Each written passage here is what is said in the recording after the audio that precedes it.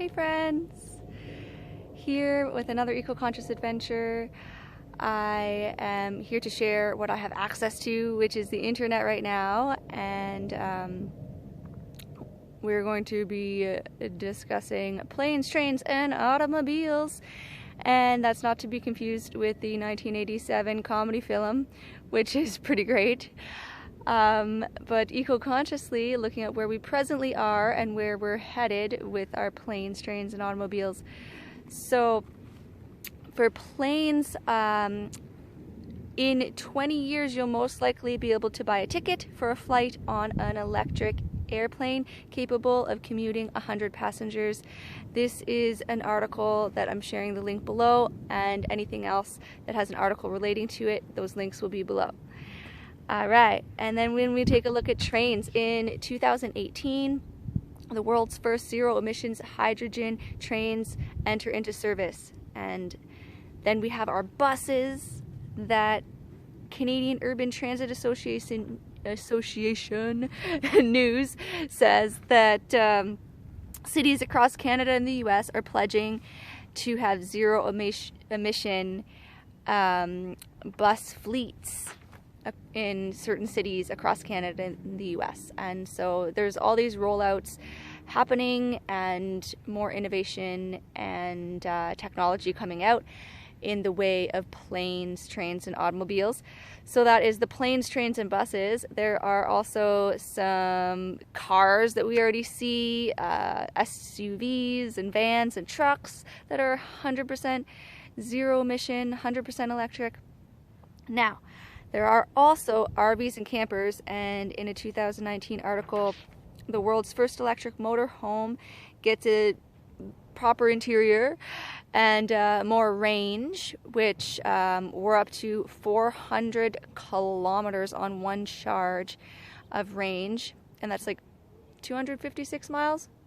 Don't quote me on that for the conversion, but there's converters for that online too. So it's great that we have the online world we have right now, because going to these places in person and talking to the people who are rolling out the first electric RVs and the first electric trains and buses, and the people who have invented and are engineering the first fully electric net zero airplanes, that is to come, but with social distancing right now, I can't exactly be meeting with them, at least in person.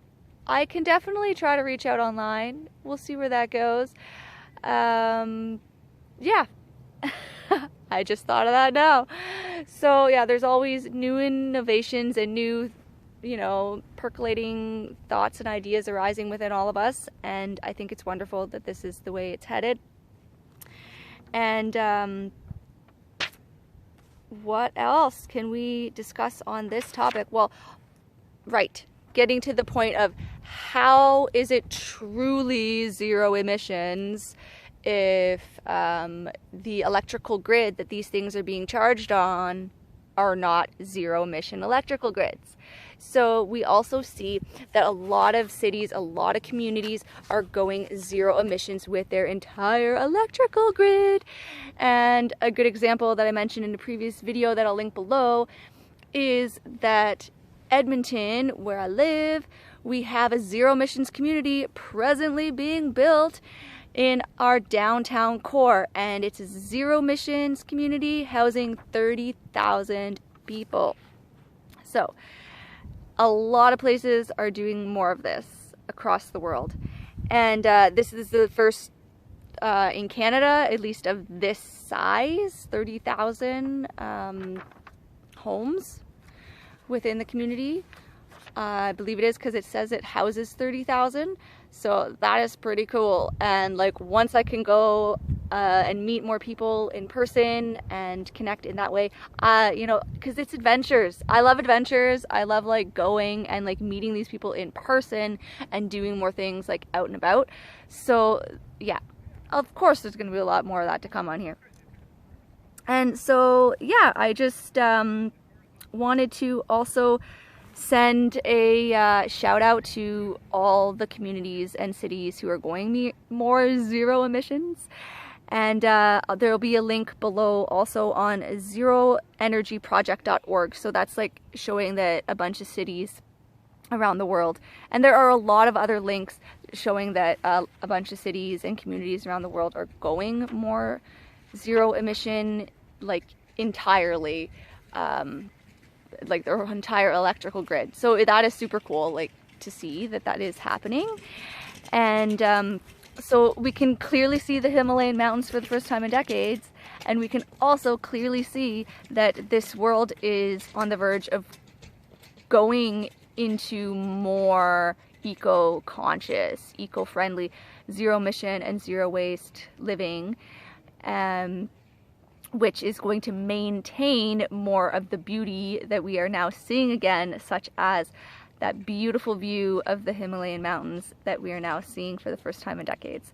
So it's nice that we can clearly see we're headed in an awesome direction as a planet, and we can see the differences in our communities, in our, in ourselves, if we so choose to be a part of the eco-conscious and eco-friendly living.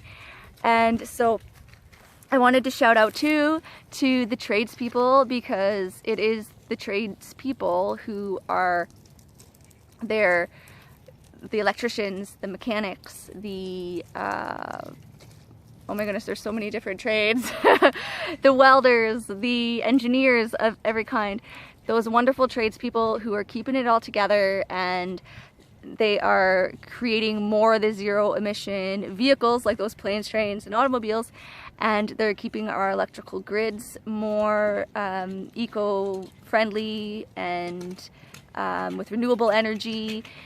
And also shout out to all the wonderful medical community right now, and all our frontline workers, because like the tradespeople are still working because they're keeping our electrical grids going and everything right now, so we can still have the internet and everything. So everyone working right now in every field, thank you so much for all you do. We're all in this together, and I just appreciate from the bottom of my heart everything you're doing to help keep it all together. And this world is just so amazing right now, really, when you look at how we come together, support our communities, support each other with love and kindness. So on that note, I love you all. Thank you.